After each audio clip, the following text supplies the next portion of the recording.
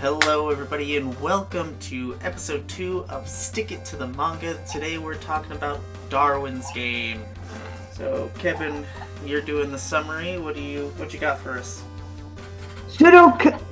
Kanan suddenly gets involved in a death game through the mysterious mobile app Darwin's game, but later realizes that he's in for more than he bargains for when he finds out that there's no way to quit the game. Simplified summary. Sudokaname has a phone, gets Darwin's game sent to him, opens it up, bit by snake, now he can't leave. We are going to spoiler territory, so if you don't want to be spoiled, don't listen to the rest of this podcast. Or read up to chapter 16 and come back and take a listen to it. Yep. And we will always be announcing our next reading piece at the end of our podcast, as well as on our Discord. We will tell you which chapter we're up to and how far you should read along if you want to take part in the discussion, kind of. But in exchange, he's given a superpower. Yeah, he gets a sigil. They are really interesting superpowers that you get when you're bitten from the snake in Darwin's game. And they can be as useless as the bullshit detector to as useful as being able to analyze everything around you all simultaneously and analyze particle by particle. Or it can be simple as turning invisible. Yeah, that brings us to our first candidate named Bandakun. So Bandakun, my favorite character. I don't know why, but he's just he's so interesting to me. His backstory is that he started going to a hostess club and he became obsessed with one of the hostesses.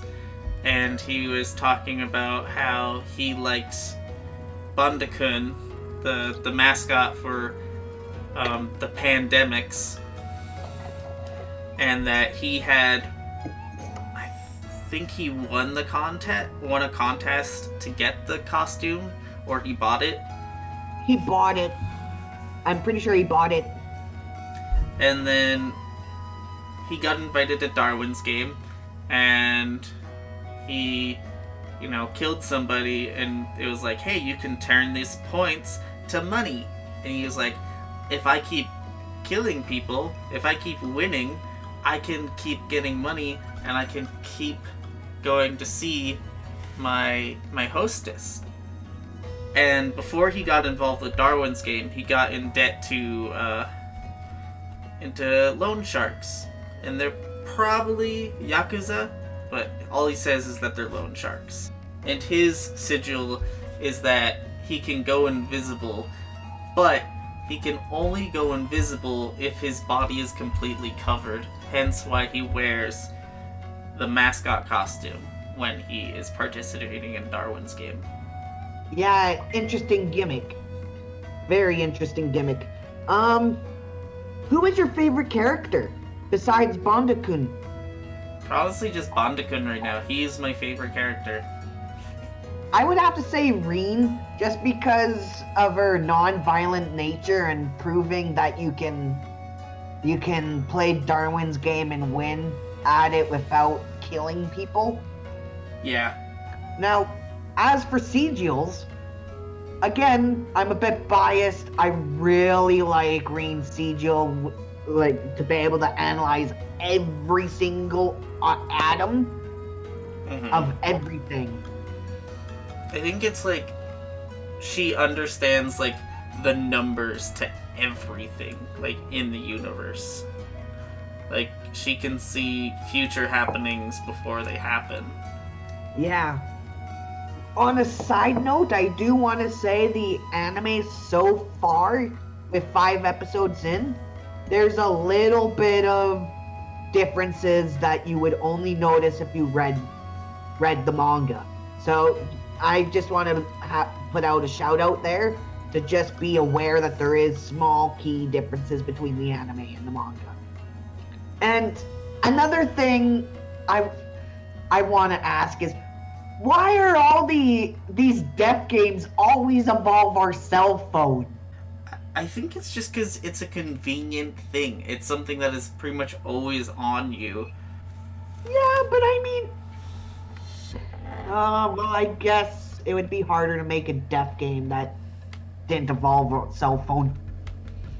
I mean, in Japan, it's like everything is through your cell phone, pretty much. Like, at least through like Japanese media that you see. Like, they had like really like advanced cell phone games before smartphones were out.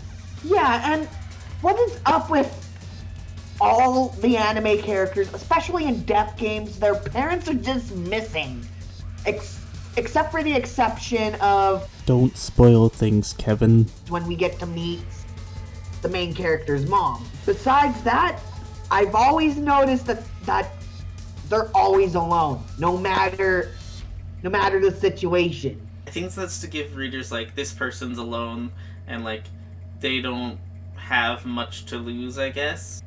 I know that in Darwin's game specifically, his mom is dead, but his dad is on like a business trip. Yeah. There's so many anime where it's just like, I'm your average high school kid, but also I have no parents.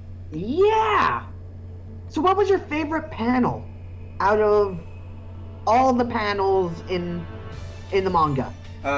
It was the introduction of Banda-kun when he like first starts attacking. As I was reading this, I kept thinking back to those panels where Banda-kun was chasing Kaname.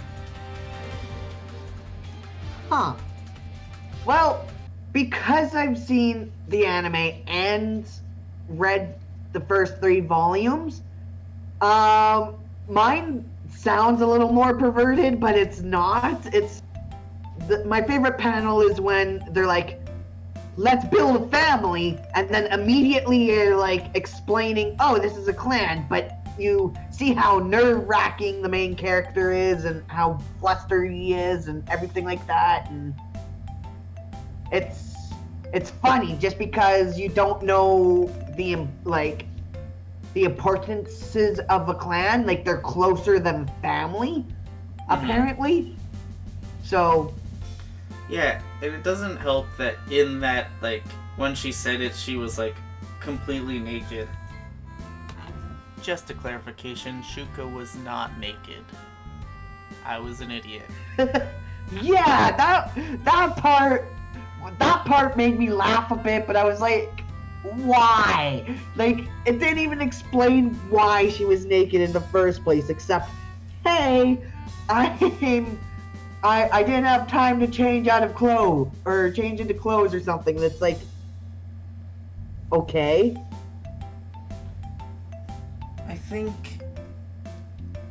I think she like sleeps nude, and then she was just like, yeah, this is normal.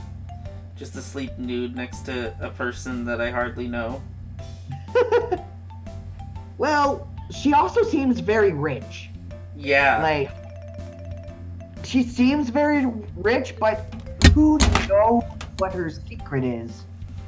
Like why she joined Darwin's game. Oh, and we're talking about the main female protagonist, just letting everybody know. Because there's a couple female protagonists in Darwin's game that has significance. Yeah. We're talking about Shuka.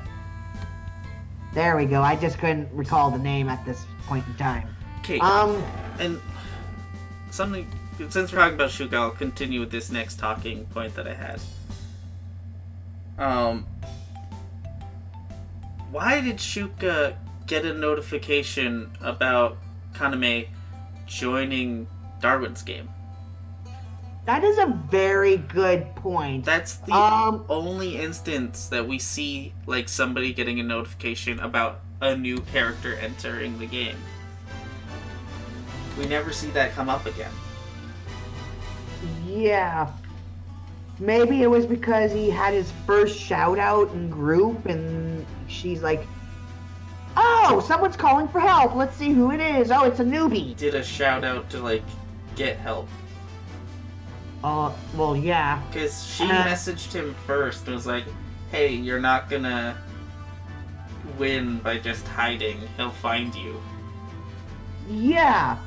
And, I mean, shoutouts would cost 5 points as well. Mm-hmm. 1 point can be traded in for 100,000 yen, which is equivalent to about $900 US. So each shoutout would cost just about $5,000. So, by the way, just to let other people know, 5 points buys you a shout out to call for help. But the higher rank player you are, the more points it is for a shout out. Yeah. Which, a shout out for, say, someone like Suka is 6,000 points? I thought it was 600.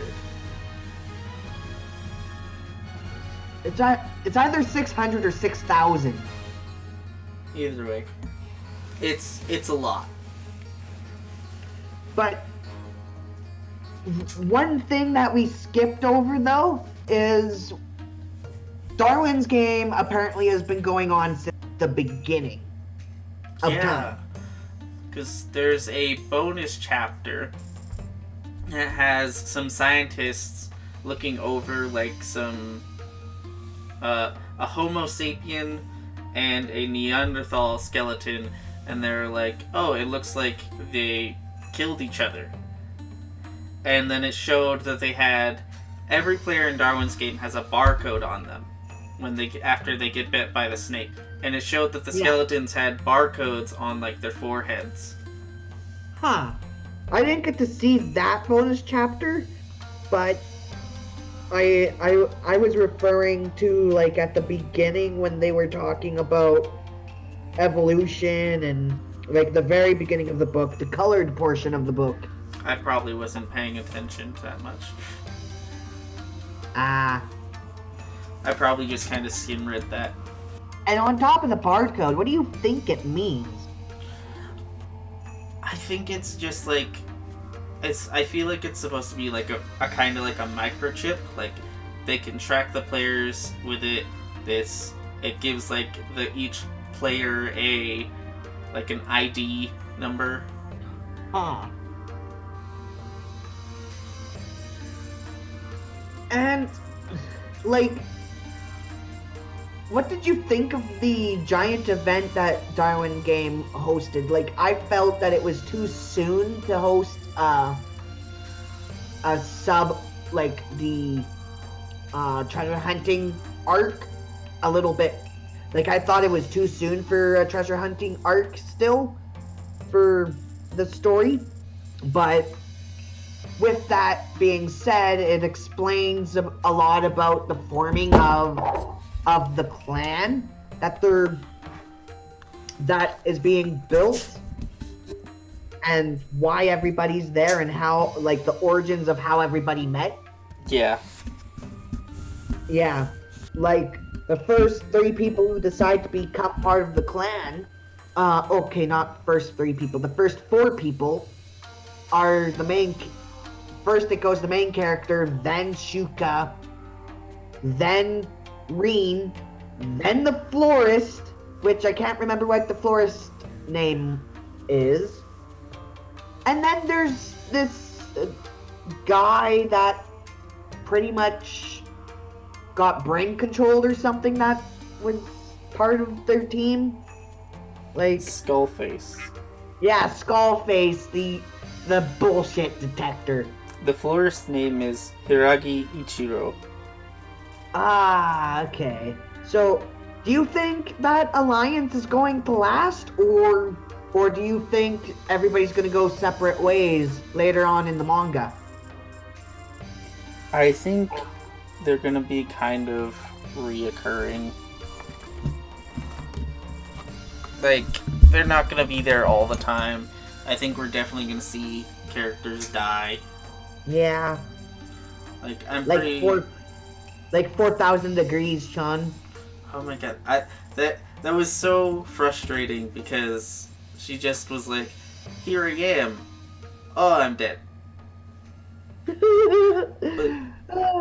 It added a little bit of comedy though, because hi, you're going to die. Oh shit, I'm dead. What happened? And it's quite funny too because the extra panels of Bondakun and 4,000 Degrees just chatting up in heaven and talking about how much of a shame it was that she was killed off and stuff like that. Yeah, they have like their own little like heaven radio show. Yeah. And like I wondered why they chose those two characters specifically as the radio talk show hosts. I think probably because I think Bandakun is just like he is a mascot. Like I think he was designed to be a mascot as a mascot. Like you can look at it and be like, yep, like that's merchandise. Merchandise material. Yeah, and I think 4,000 Degrees Chan is kind of in the same thing, but more of a. I feel like a lot of people had that reaction of, why did you put this character here and then just kill them? Yeah. So I feel like the mangaka was like, yeah, I will bring this character back as just this kind of like, haha, bonus chapter character that will, interact with this mascot character I created.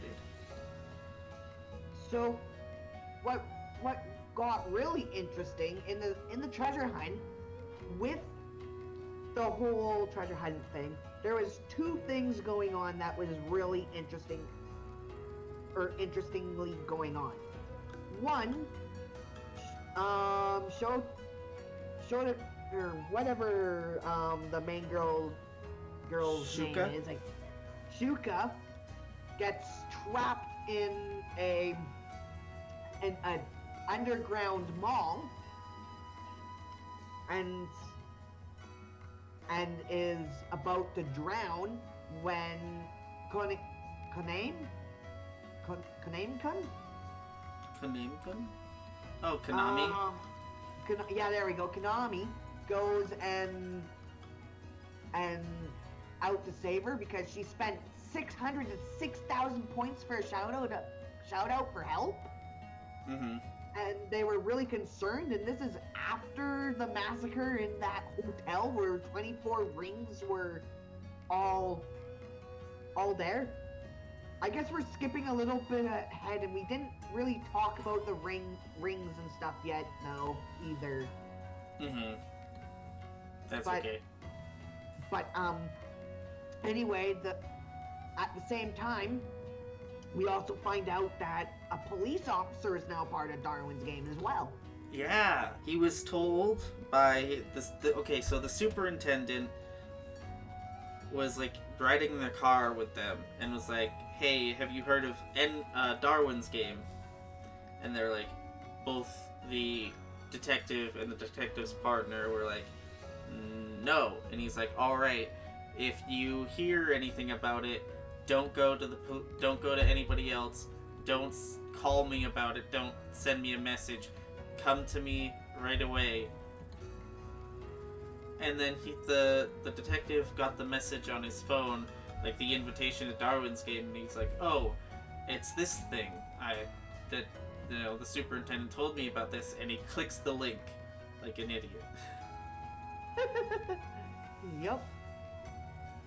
But nobody thinks they're going to be looped into a death game with a cell phone app. That's fair. And he got involved at like the worst time. Right before the big event. So, in the event, if you don't collect 3 rings... I don't even think he was invited to the event. I think he was, because he said he got teleported. So he got teleported to the event. So he was chosen. Why did he get chosen? Like, only a certain few characters were supposed to get chosen for that treasure hunt event. Maybe they were just like, he's a policeman, let's put him in this event so he can die. Yeah, we won't know until after the event, which right now what we know of the event is you have to collect 3 rings that are labeled by gems and are certain point values. But we later find out that these rings have like decimal points and random numbers on them. So what do you think this event is for the treasure hunt? Like, I don't think, like, are the rings a decoy? I think what it is that you need one of each ring.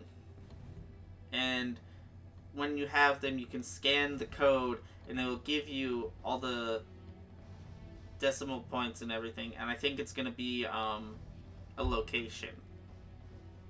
It's going to be coordinates. So it's going to be longitude and latitude. Yeah. I think it's going to come out to that. Or it's going to be like you have to decode the numbers to reveal like a word, and that word will be like Tokyo Tower or whatever. Huh. That's interesting, but from the looks of it, nobody's going to complete the event because everybody's set on killing each other and stealing rings. But the question boils down is, like, how are they going to get the remainder of the rings?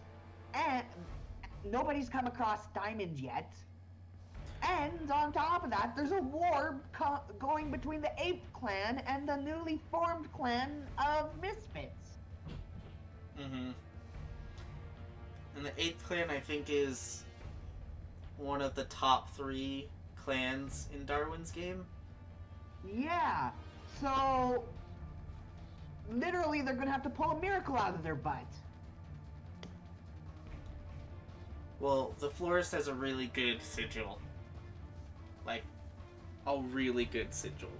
Like, now that I think about it, I think the florist sigil... No, the florist sigil is really kind of a generic sigil to me, I guess, because it's just controlling plants. But with that plant control, he can, like, control other people if he gets the plants, like, wrapped into them. Or make armor. Don't forget about his ability to make armor. That was really cool. His plant armor was really cool. Yeah. But that begs the question, what about Canal Name's sigil? Like, I want to call it creation, but it seems a little more than creation, because he can also destroy a weapon's lifetime and boost certain things up, like his fire rate. I think his sigil would be called, like, blacksmith. Blacksmith? Because he can only create, like, weapons. Like, he can't make a cell phone. Like, he hasn't tried, though. There's no evidence that says he can't create a cell phone or create big objects. He just hasn't tried. He said that he can't. So I would say that he has probably been like, okay, I can create a gun. Can I create myself a cell phone? And then probably tried it, and then it didn't work. It doesn't show him trying, but I think he probably tried. Off screen, so more of an assumption than anything else. Yeah, like, he says, like, hey, I can't do this. Because he explains his sigil to Rain, I'm pretty sure. And one thing is, one part got me gasping more than anything for one of the panels. And they don't show this in the anime, but his climb down the tower into the next window and almost like needing to time up explosive, and the way he just gets caught is completely different from the anime, and you're just like, holy shoot, one little mishap he could fall to death because he's using nothing but like, I think he was using like a fire hose. He was using bed sheets, it looked like. Either way, that was like oh, that's your plan. It's just like, whoa!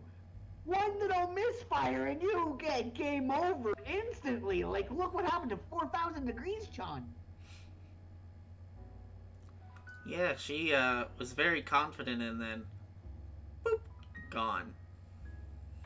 Yeah, just gone. She's like, oh, let's go back to Rain's sigil. Like, she dodges bullets with her sigil. That's why I was like, her sigil is one of my favorites, because not only can she dodge bullets and predict the future, she can analyze every single atom, and she knows things about you just by looking at you somehow. Mm-hmm. Like, she is like the ultimate memory bank. Like, she knows everything. Yeah, I just hope she's one of the characters that doesn't get killed off in the little group. I feel like she is a character that won't get killed off because fans. I feel like a character that'll probably get killed off within the next, like, 3 volumes is probably the Florist. Huh. The Florist and probably Skullface, I feel like, will get killed off within the next 3 volumes. Well, why do you feel that? Is it just because of the personality of Florist? Like, I could see the bullshit detector getting killed. The Florist, I feel, will get killed off because he is kind of a character that the audience can connect with in a way, because he has the backstory of, like, he's doing all this Darwin's game stuff for someone else. He's doing it for his daughter. Yeah. And that's very admirable. But that means if he does die, a lot of audience members would be upset because, like, he had an honorable cause. That's exactly why he would be a character that would get killed off, because he's honorable and he has, like, something to lose. Like, think of, like,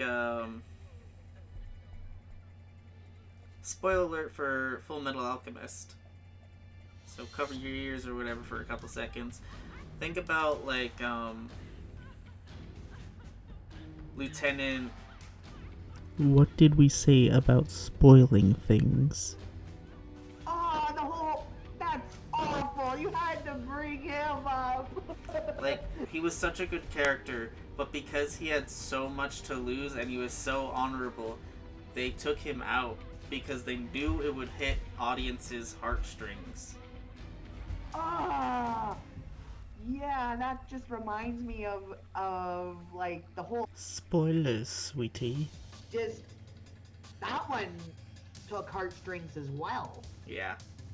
What sigil do you think you would have? Like, what sigil would you want? Well, because it comes as natural as breathing, I feel that I would have the most. Oh no! one ever. Like, one that that even I don't know what it would be until I had it type thing, you know? Mm. Like, some of them are just ridiculous. Like, I just feel mine would have to do with something with technology. Yeah, I think that makes sense for you. Yeah. What about you? What do you think yours is? I think my sigil would probably be something to effect that would deal with people's emotions. Oh, like like something like knowing other people's emotions? Or even being like, oh, this person's really angry right now. Flick, you're also now, you are very, like, lovey-dovey with whatever. Yeah. Okay. That would be an interesting sigil. Like, every sigil, though, has to do with combat, doesn't it? I mean, not necessarily. I mean, mine could technically be used for combat. It'd be more of like it'd be for more of a defense, like, oh, get out of my face. You're now happy-go-lucky rather than angry and violent.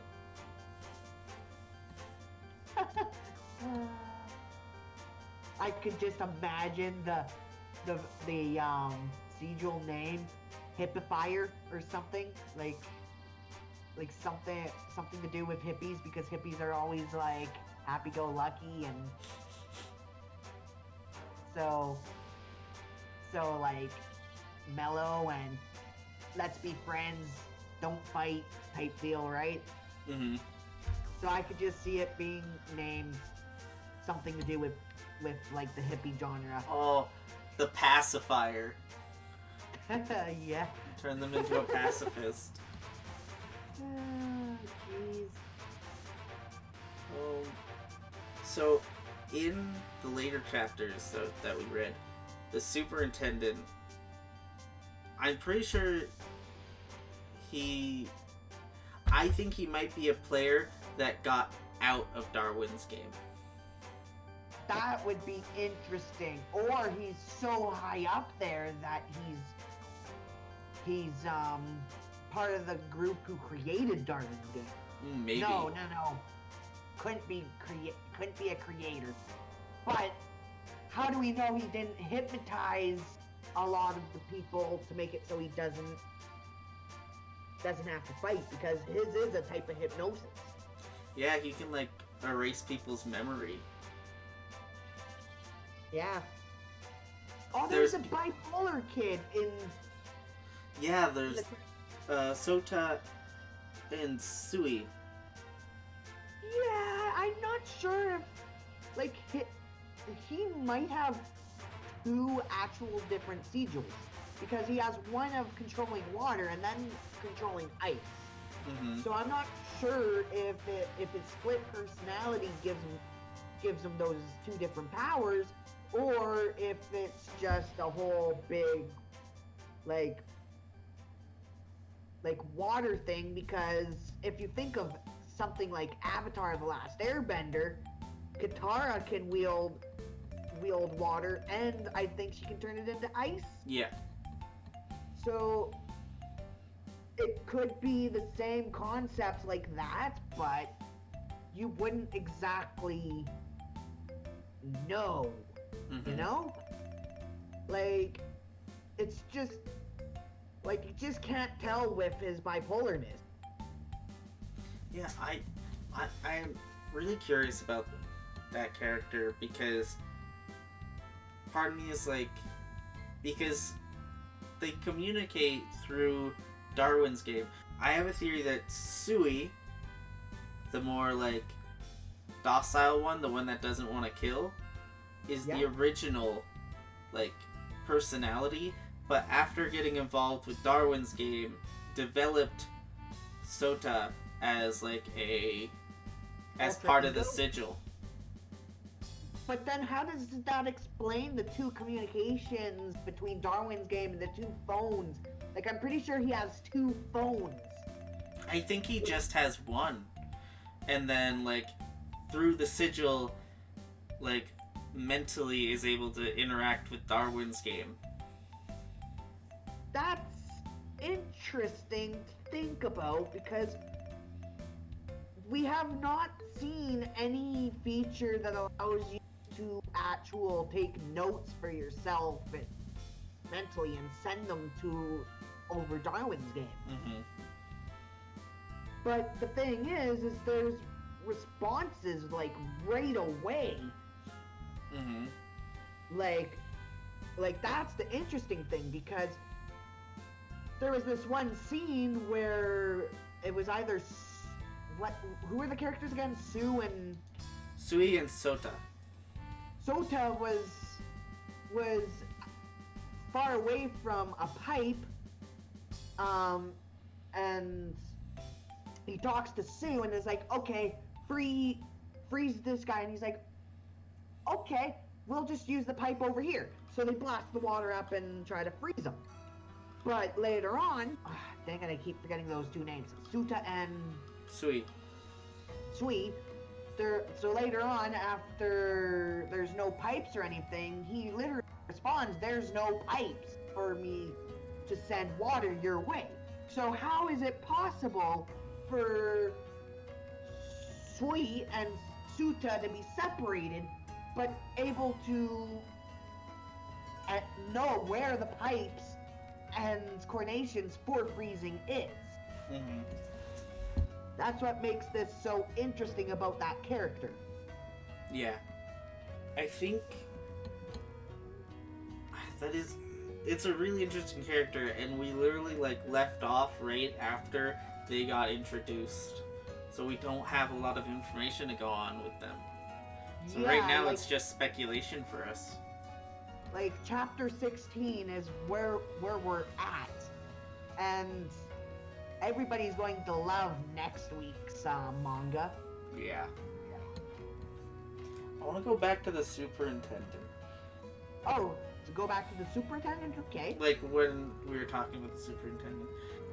Not about the superintendent, but the event he was at.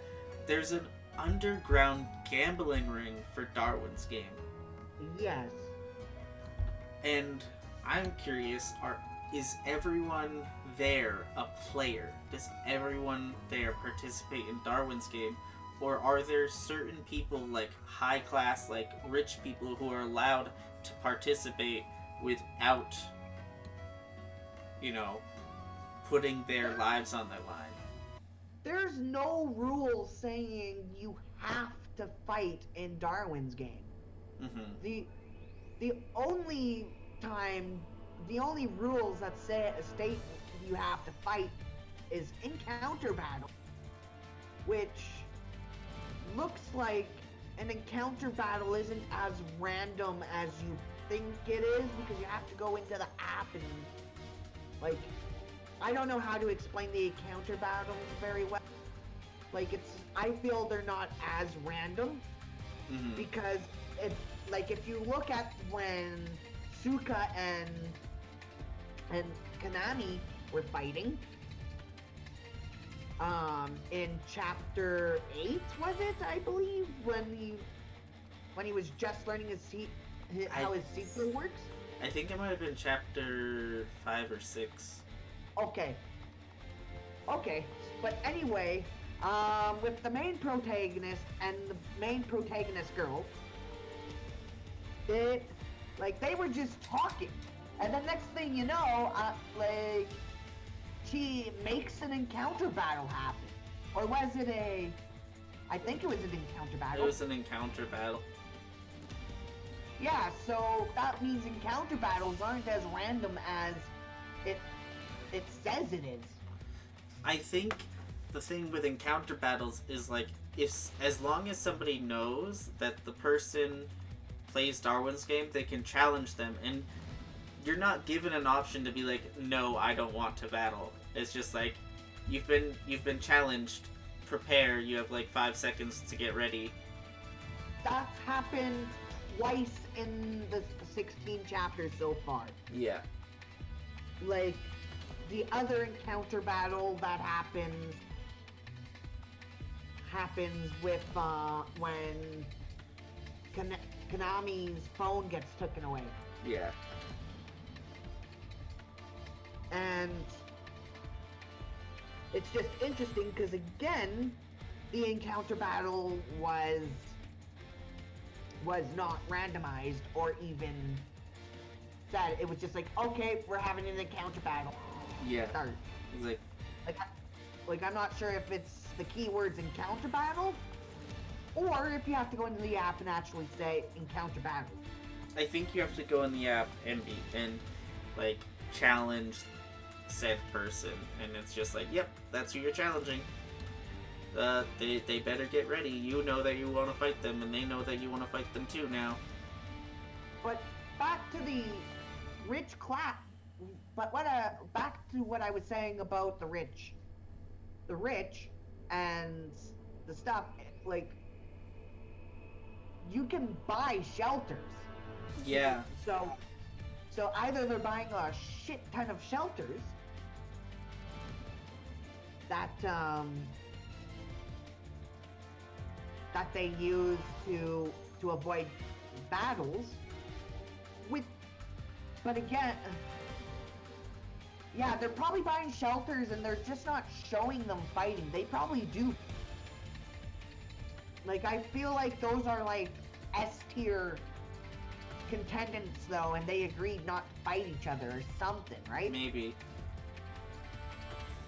So, you're right, it is a little bit fishy, that place for sure. And we won't know until later on. Yeah. Because that's like a secret organization. And there's two types of battles. There's encounter battles, which we've already talked about, and then class match battles, which is like a random 1v1. Like when you go on to play like a regular mobile game, it's like, alright, I'm gonna play ranked mode, and you get a random opponent. And we've seen one of those so far.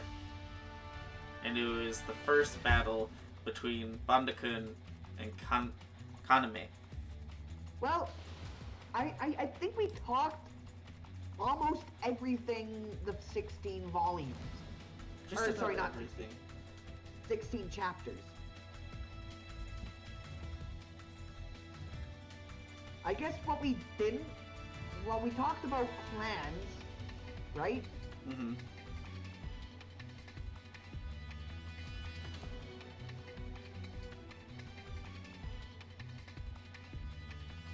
Yeah, I don't... Like, is there anything else you want to bring up? Or do you want to reveal this week's manga?